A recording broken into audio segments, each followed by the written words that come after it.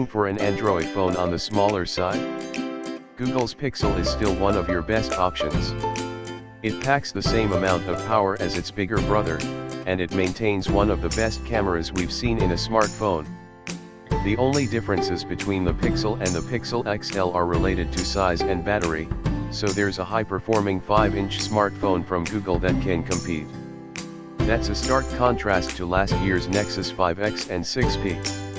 The Nexus 6P was the strong performer, while the 5X fell flat with weak battery life and mediocre performance. The Pixel and Pixel XL are the first phones made by Google, meaning that although HTC manufactured the devices, Google chose the internal components and integrated them tightly with the Android operating system that gives us an Android experience we've never seen before. How does it stack up against new competition, such as the LG G6, and the Samsung Galaxy S8? Let's take a look. A 5-inch iPhone, by Google. Let's not kid ourselves, the front of the all-metal Pixel looks nearly identical to the iPhone barring the absence of Apple's iconic home button. The front of the phone is entirely plain, though the larger than usual top and bottom edges make it look rather dated, especially when compared to the extended screens on the LG G6 and the Galaxy S8. The silver and blue models have white fronts and the black model has a black front. We prefer the black front to mask the large than usual bottom bezel and the sensor at the top. The back is a little more unique with a two-tone glass and metal finish. Antennas are on the bottom and along the edges, which are chamfered, and the fingerprint sensor is large and spacious.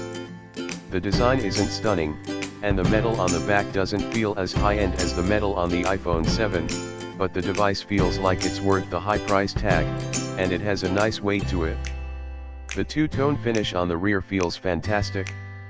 We kept sliding our fingers from glass to metal just to feel the textures change. The Pixel feels compact and it's not chunky, because the thickness slims down toward the bottom of the phone. It's comfortable to hold one-handed, which is actually a unique feature for Android phones these days. The speaker placement is akin to the iPhone, though the latter wins here.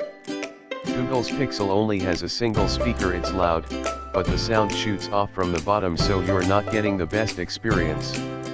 We've also had moments where we accidentally blocked the speaker just by holding the phone a certain way, and that's bad design. At least there's a headphone jack, thank heavens, though we'd have preferred it to be on the bottom of the device. The Pixel has an AMOLED screen with a resolution of 1920 x 1080 pixels. It's crisp, and the colors are sharp, though perhaps a tad oversaturated. The display gets bright enough to easily see the screen in direct sunlight. The 5-inch